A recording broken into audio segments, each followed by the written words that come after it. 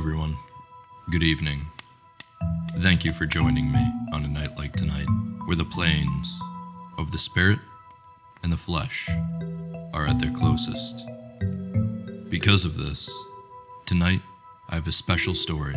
This story that I am here to tell you is called Little Sarah.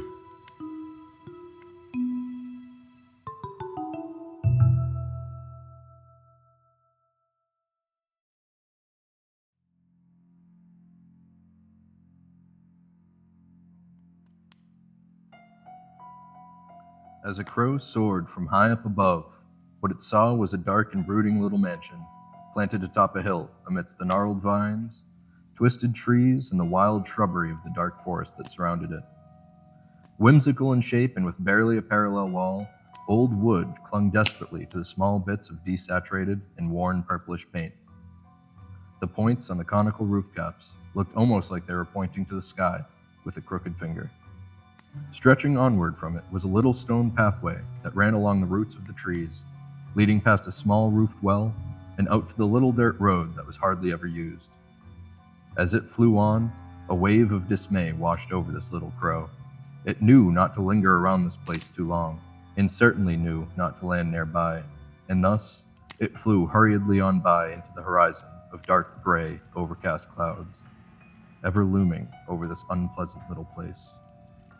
Though always enshrouded in a subtle darkness, even during the day, the only light that ever shone on this foreboding property came only from a little girl named Sarah.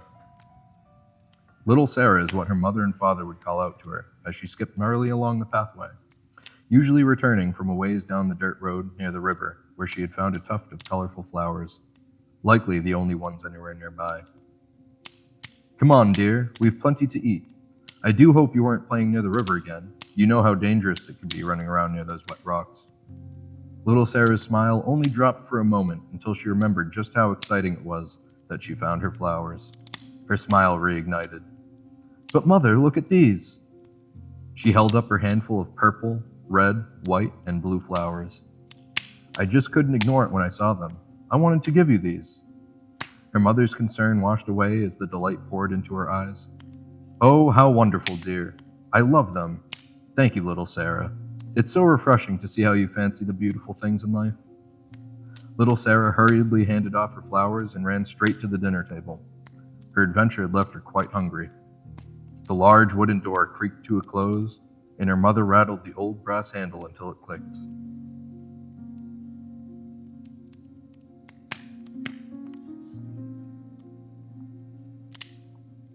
The floors eeked underneath her steps as she came to the table and sat, rustling in a bath of wooden sounds as the furniture slid across the ground, and she settled into the chair to eat.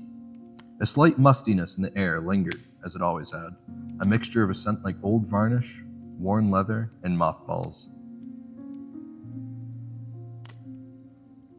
Little Sarah's family ate amongst the dull orange glow of the lamp lighting around them, periodically accompanied by the monotone clicking of the grandfather clock.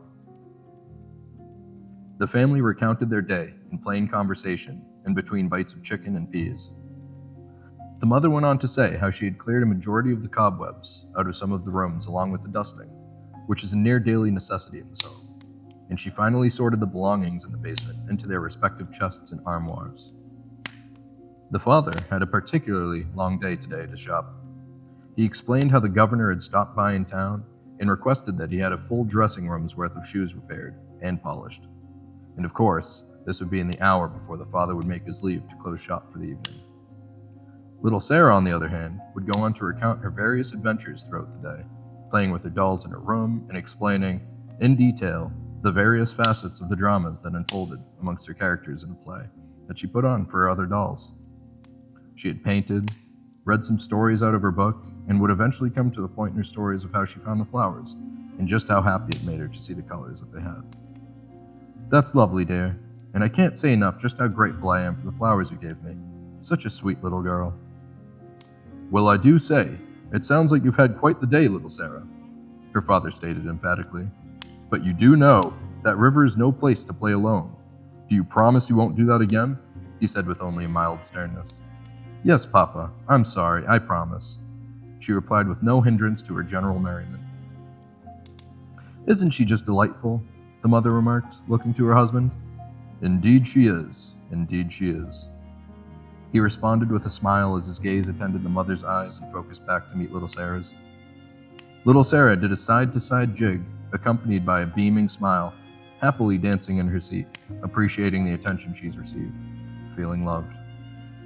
"We got lucky with you, and that is certain," the mother prides herself, met with a nod and agreement from the father.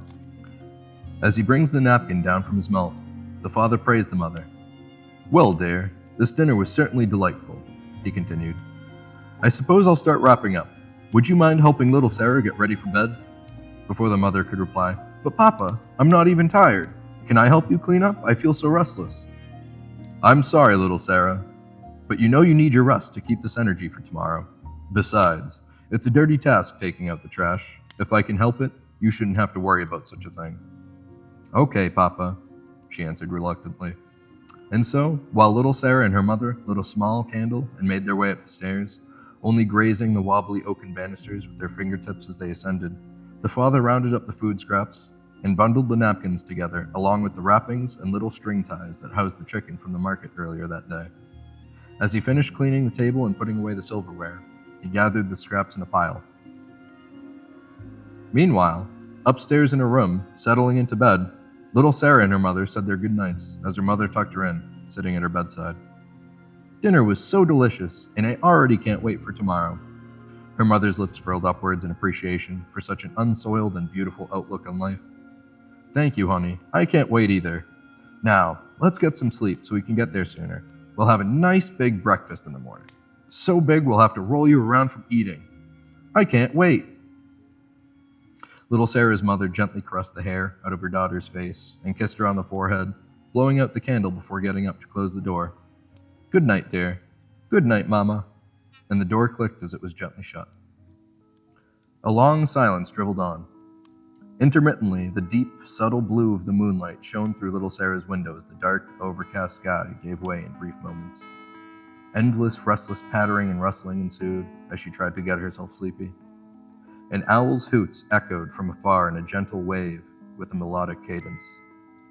The wind subtly caressed the window pane, and the ambience of the night creaked and swayed with the trees and the few leaves they bore as the night drew on. Nearing midnight, amidst the enduring quiet, a hint of toiling was heard in the distance. A restless little Sarah perked up from her bed to satisfy her curiosity, pressing nose to window and painting the glass with her breath. She saw her father in the distance, just past the few trees near the well. It looked as though he was dumping the scraps from dinner into it. Silently, and only to herself, little Sarah mouthed the words, "Papa?" with a faint whisper. She wondered, what is he doing near the well? Why is he doing that? Shortly after, she saw him gesturing, almost as if talking to the well. He promptly closed the latch and began the short walk back, looking about his shoulders as if flickering away from a potential onlooker. Suddenly, he immediately shifted his attention towards her window. She ducked down in a brief moment of surprise. After a few moments, she cautiously reared her head back up and looked on, well after the fact that he returned back to the house, and tried her best to sate her curiosity with reasoning as to what just happened, but nothing came of it. Before long, her restlessness subsided, her curiosity tired, and her dreams whisked her away as her eyes closed. The next morning came, gray and stark as usual, and the unending overcast persisted. Yet, within the home, little Sarah was awakened to the smell of eggs and bacon, toast with butter, along with fresh orange juice and coffee for her mother and father. Her day was as bright as ever in her eyes. "Good morning, little Sarah." Her father hurriedly greeted her with bags under his eyes as she came down the stairs, meeting her at the bottom and kissing her forehead as he told her he must get going or he'll be late. "Have a good day at work, dear," the mother wished him as he returned just the same old wishes. "Thank you, my dear. Have a wonderful day, and I'll be back before you know it." And with a brief pause, turned to say, "And hopefully not as late as last night."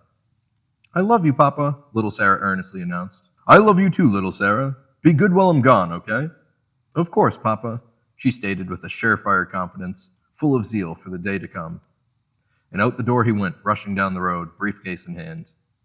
Little Sarah watched him as he continued his way along the path, winding through some trees until the well stole her attention. She remembered last night.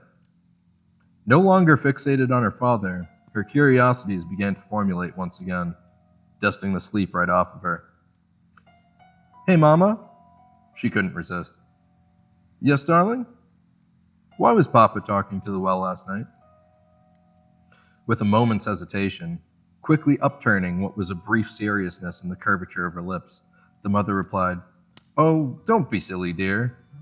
Her brow unfurled back to a look of general ease and a glint in her eyes. "He was just muttering to himself, I'm sure. He must have been on one of his walks." Little Sarah interrupted. "But Mama, I don't think he was on a walk. I think he put the table scraps on the well." Her mother paused for a moment. Well, that is certainly odd, isn't it?" she feigned. "I'll make sure to talk to your father about this. Don't worry, honey. Thank you for telling me." A smile plastered on her face. She maintained a gaze for just too long after, without a word to follow. Little Sarah, concerned, responded with little confidence. "He won't be mad at me, will he? Please don't tell him I told you."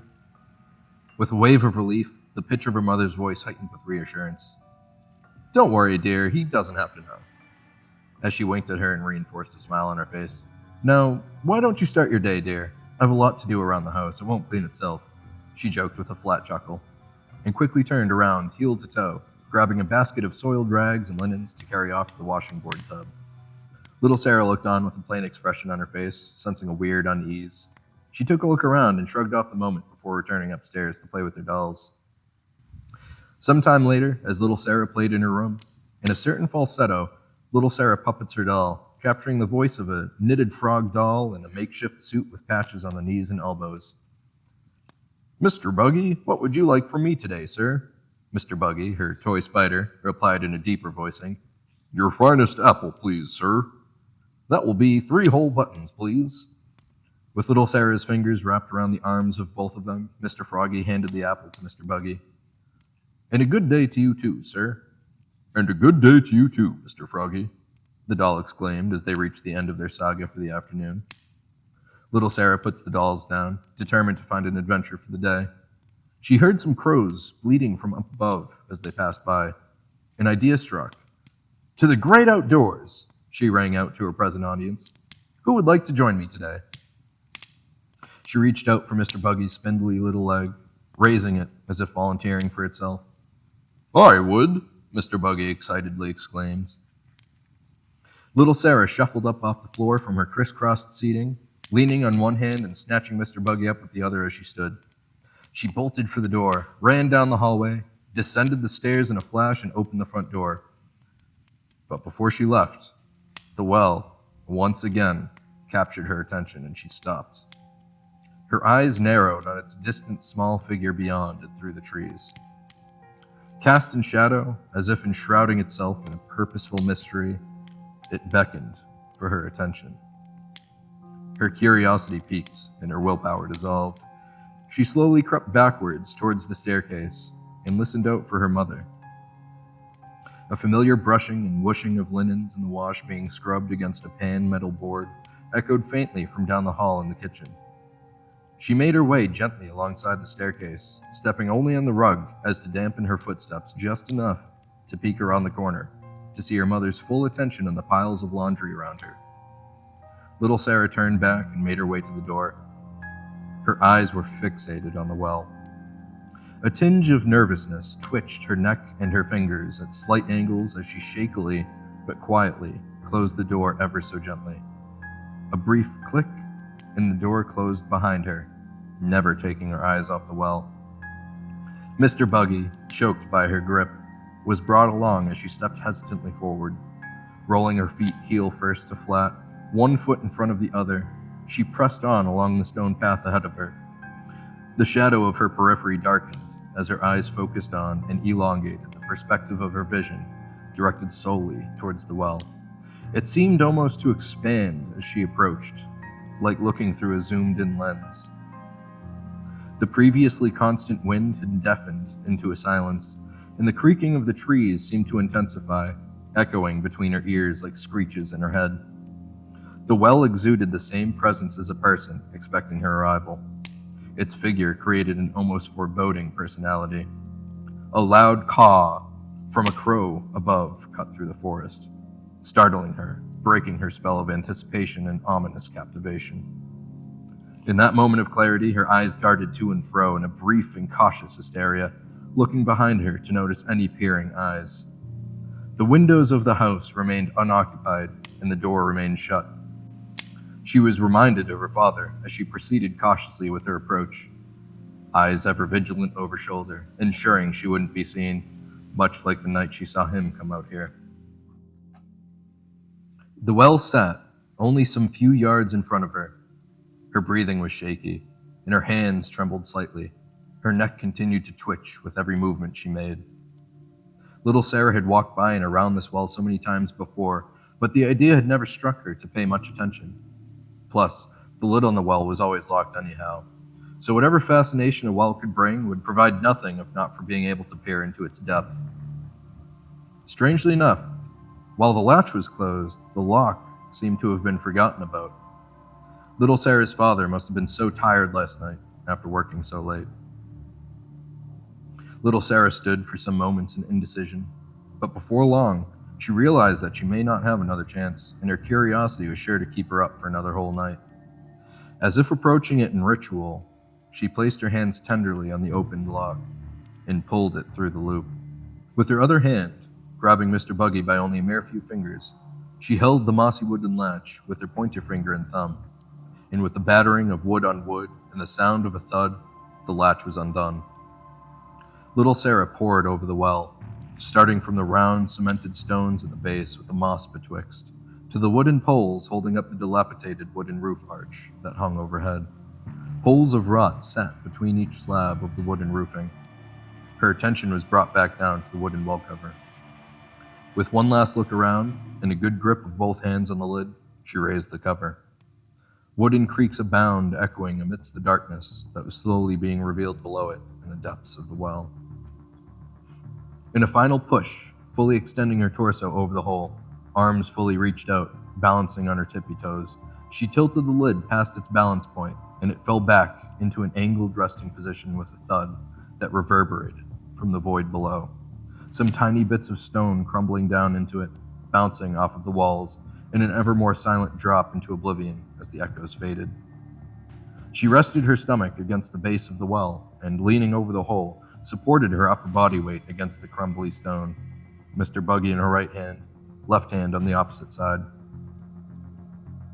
She was angled only well enough, at her height, to see the corner of the rusted grate that aligned somewhat with the level of the ground she was standing on. Steeping in the moment, she basked in the silence and tensions of her curiosity. She stared at the corner of the grate and wondered, what is below it? Her stillness echoed through the blood in her ears. Absolute silence. She remained for several moments until finally, she decided she needed to know what was down there. She mustered up the courage to push past the tension of the silence. Her adrenaline coursed through her hands and heart as she felt the blood pool to her face and arms like a weight heating up her skin. Her eyes narrowed with a tunnel vision, and she began to climb her way up, stomping a foot onto the bottommost groove between the stones at her feet. Her hands, Mr. Buggy in tow, gripped firmly onto the edges of the rim of the well, and she hoisted herself up to a knee. She pulled her upper body forward, and her gaze descended the walls of the well, past the grate and into a deep nothingness. She sat on her knees, with her hands extended over top the rim of the well on both sides supporting her body weight, Mr. Buggy dangling over the expanse. As she leaned forward to listen, a shout was heard from behind a tree not too far away, startling her to the core, and she cried a shriek of fear. In the sudden tension of her body, her right hand grip crumbled the stone, and she dipped forward into a fall. In a hysterical panic, she lost her grip on Mr. Buggy and flailed out to the far side of the well, bracing herself against the rim once again. She was fully sprawled out over the hole. She was in a losing battle as the rock began to crumble once again, and the sweat on her hands began to give way to her grip. Before her full weight collapsed, and not a moment later, her father sprinted to her side, yanking her away from the well onto the ground behind him. In a chaotic fit of anger, he slammed the cover closed, but not before a great sound emerged from the well just a moment before it was sealed. His hair was disheveled, and he had a wild-eyed look of craze. Like a broad-shouldered statue on a pivot, with an angered hunch, he turned around slowly, arms out to his side at an angle with palms open and fingers craned. "What did you do? How did you open this? Why did you do this?" And more frustration was expressed in a rage-fueled interrogation, with every form of why and how being expressed in a slew of questions over and over again until he was quiet once again. Little Sarah looked up at him, terrified, from the ground with a bewilderment in her eyes. Tears burst from her eyes as the shock faded. "I'm sorry, Papa," she exploded out. Over the course of some moments, his rage and fear settled, and he addressed her with a piercing, stone-cold sternness. "Go to your room." A moment of complete silence was shared as her glazed eyes met with his muted gaze. His shoulders dropped and his fingers relaxed as his arms fell back to his side. He lifted his left arm up, pointing towards the house. "I do not want to see you out of your room until tomorrow." "Yes, Papa." Little Sarah slowly got up, eyes locked onto his, exerting a great deal of sorrow and fright, like a downtrodden puppy. She began to make her way towards the door, when suddenly she gasped and stopped for a moment, turning around. "But Papa, I left Mr. Buggy in the well. I can't leave without him, please." "I said go to your room," her father shouted. His mind was still spinning with ferocity. As she dragged her feet back to the front door, he followed closely behind, glancing in disbelief periodically towards the well. The mother awaited them at the doorway, with a striking look of mortal fear in her eyes, clutching little Sarah in her arms briefly before ushering her back into the home and up to her room.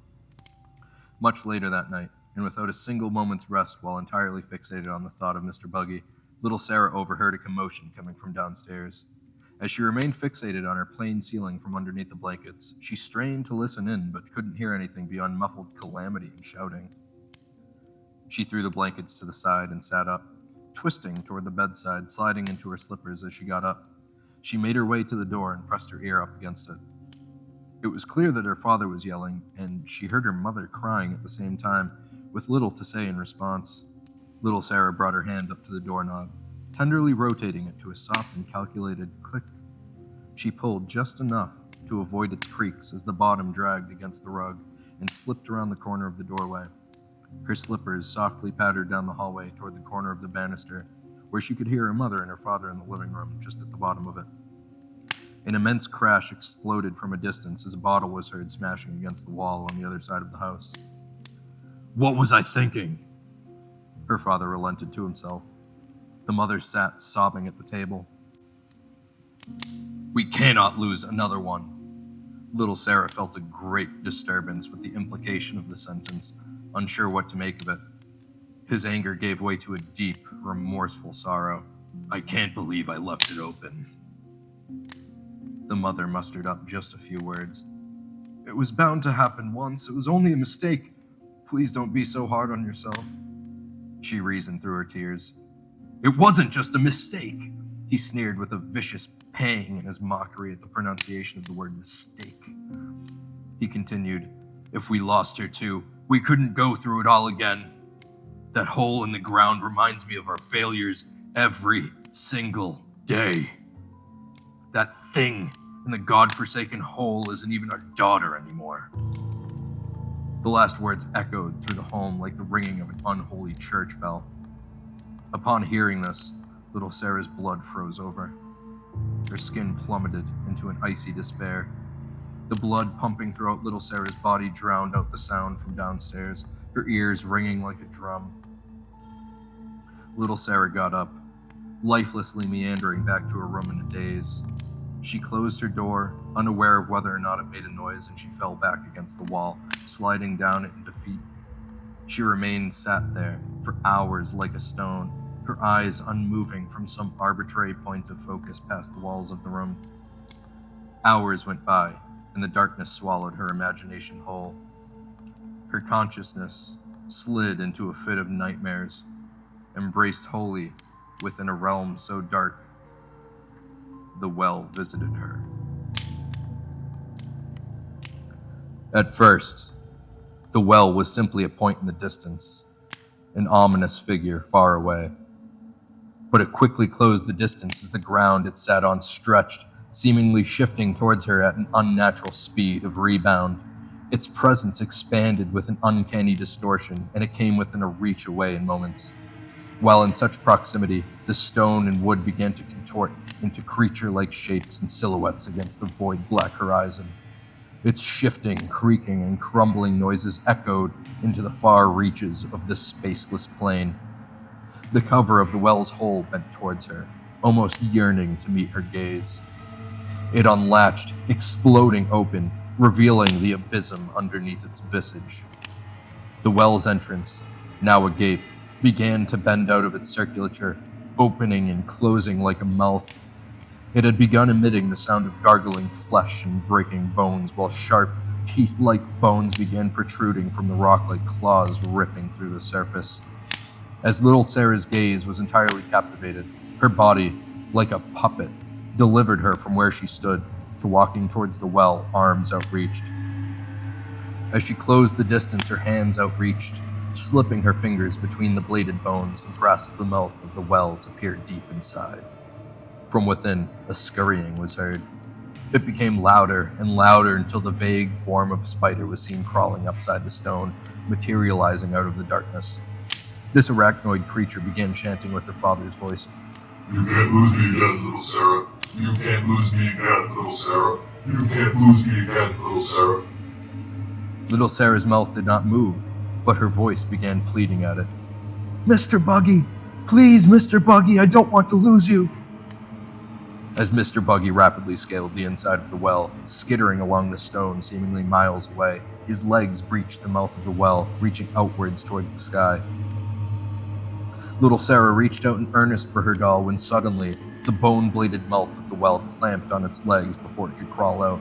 Like a rubber band, the ground around the well stretched to what was now yards away, extending her further and further away, despite her desperate outreach.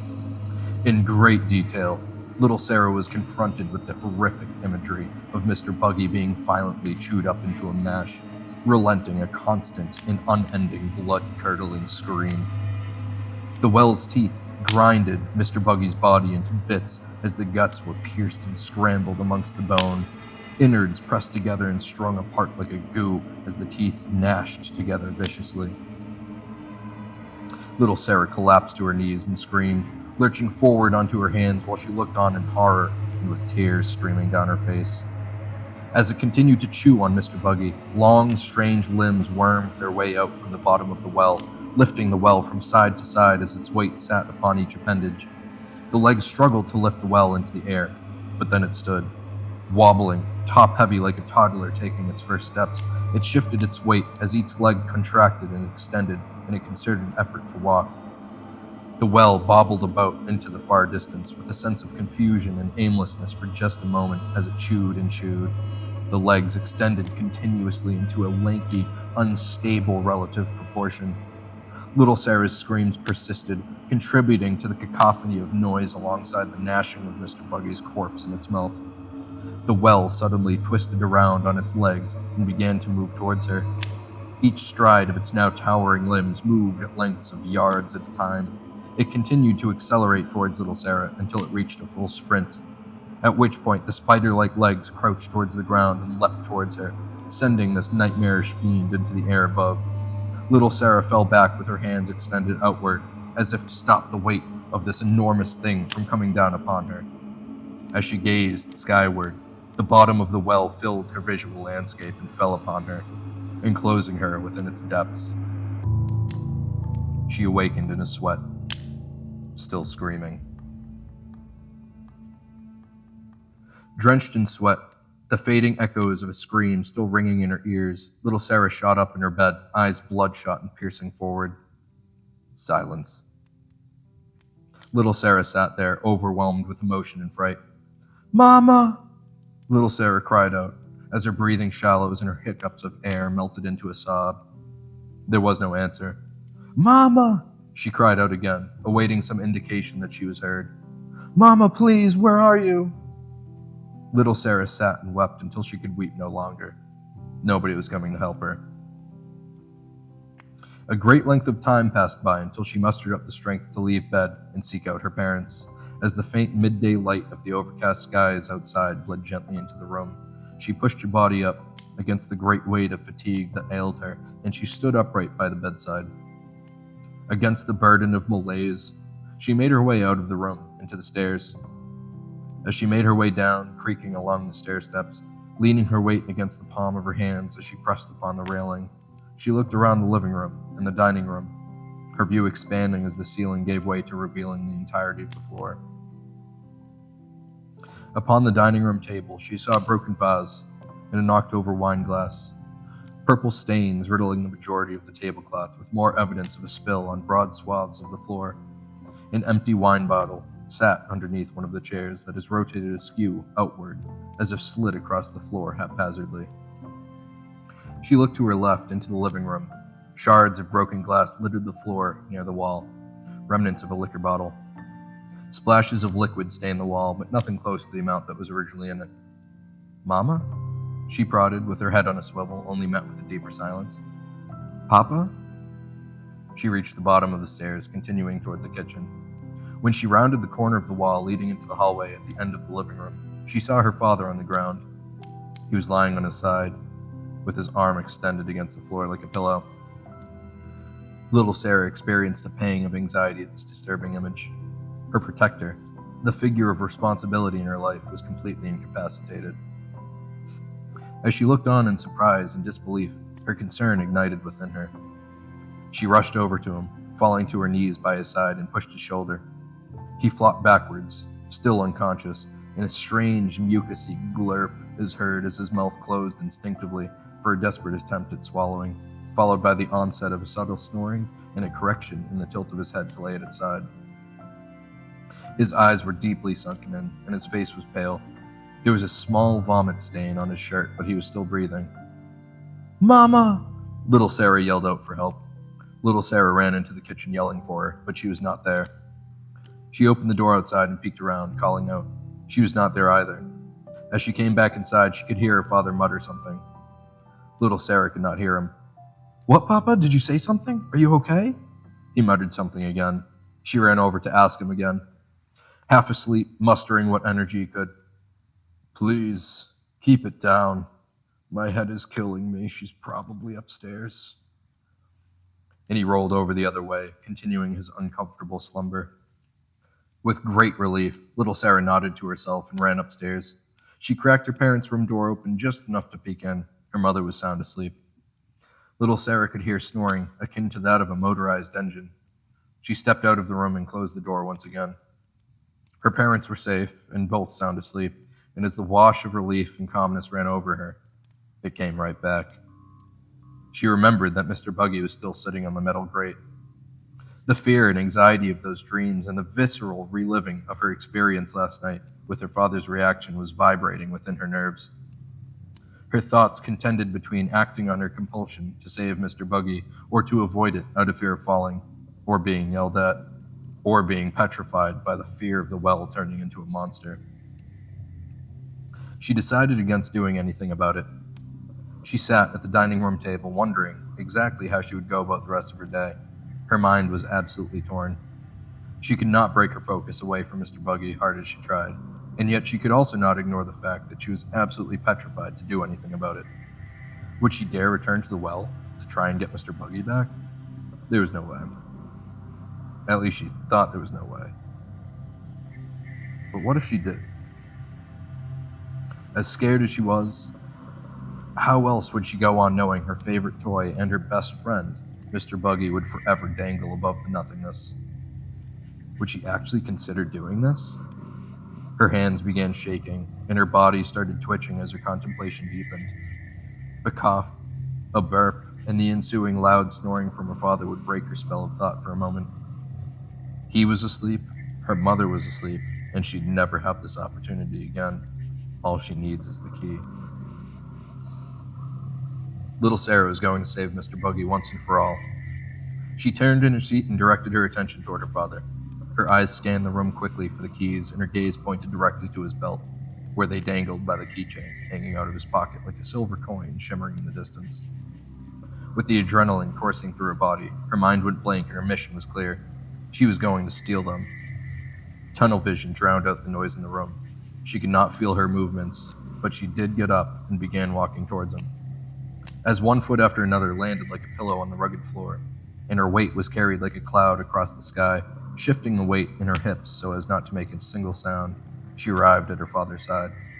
Gracefully kneeling down, she extended her fingers out towards the keychain and danced along the metal with her fingertips, pulling apart the coiled metal band and slipping the key through, rotating the ring in place as the key unwinds out of the loop. Her focus was entirely unbroken, and her determination was serious. With one final rotation of her fingertips on the metal ring, the key unfurled from its binding and fell into her palm. Following that victory, she released a deep, slow exhale, realizing she hadn't breathed for a while. She got up, backed away until she was turned heel to toe facing the door, and beelined with a swift power walk.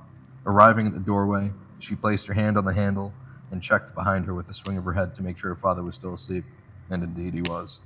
And so she opened the door, and outside she went. As she swooped out of the doorway and closed the door behind her, she turned around, and like a thunderbolt, she was struck by the image of the well. The breath was taken from her at once. As if being pushed, her weight fell up against the door, leaning heavily onto it with her back. It all set in, and she realized what she was doing. Her blood was pumping, her nerves were shuddering, and there was a glaze of sweat pooling above her brow, waiting for the tension to drip. Before she realized, her compulsions took over. Her anxiety built, and the tunnel vision returned, but she lifted her back from the door, and her feet dragged her along, one foot after the other, all the way down the pathway, one step at a time. As she closed in on it, her heartbeat doubled and tripled in pace. The sweat on her brow was not just dripping, but careening down her face like streams. Finally, closing the distance and planting her feet in front of the well, she fumbled for the key within her sweaty palms and oriented it between her thumb and forefinger, aligned to the lock it belonged to.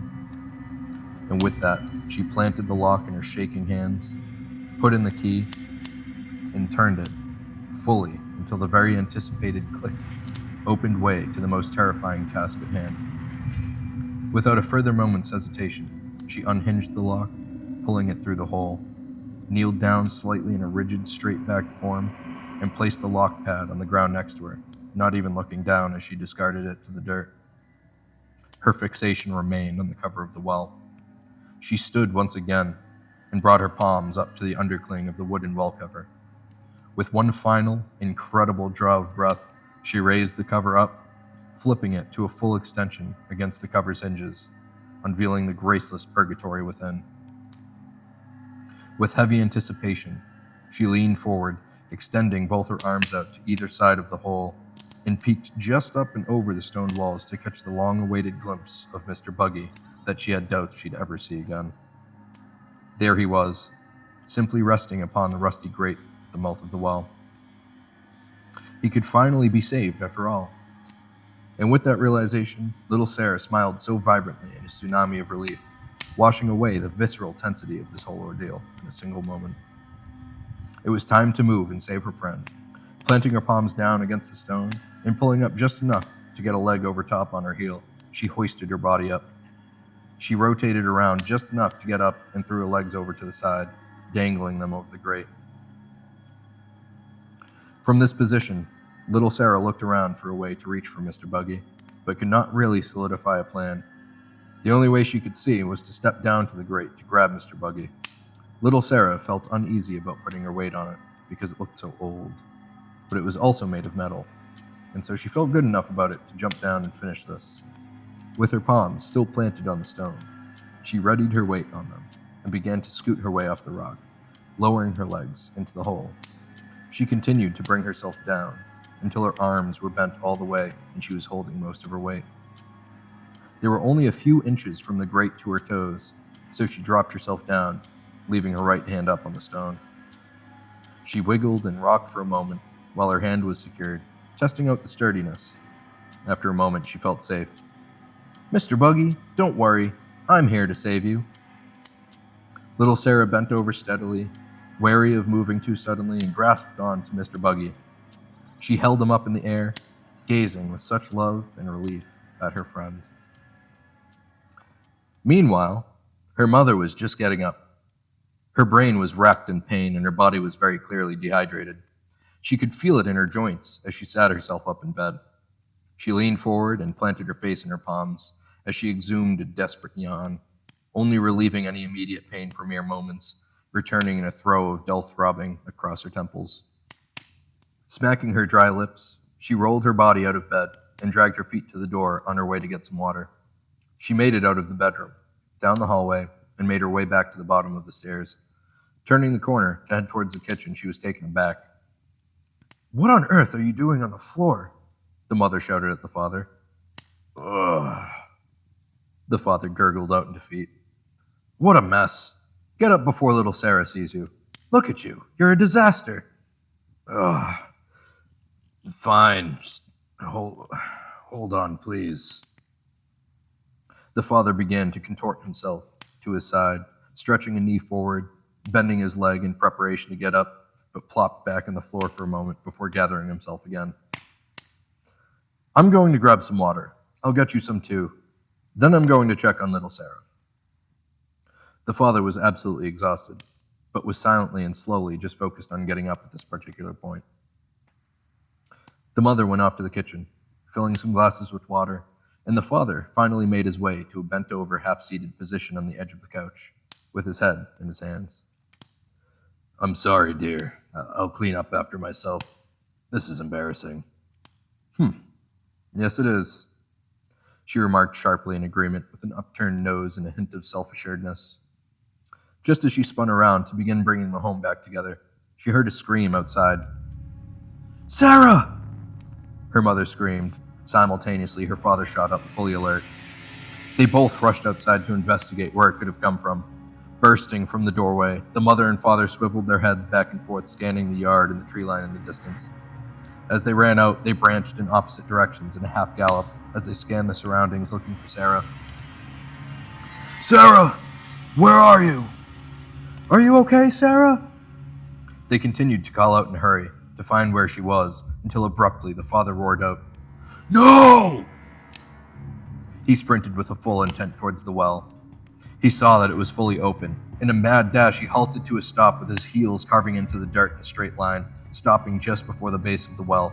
He caught the momentum of his upper body with a firm grip around the mouth of the well, and immediately threw his upper body over the rim, suspending his head and shoulders over the pitch-black void below. "Fuck! No! No! No! No! No!" The mother, rushing after him to meet at the well, stopped in her tracks.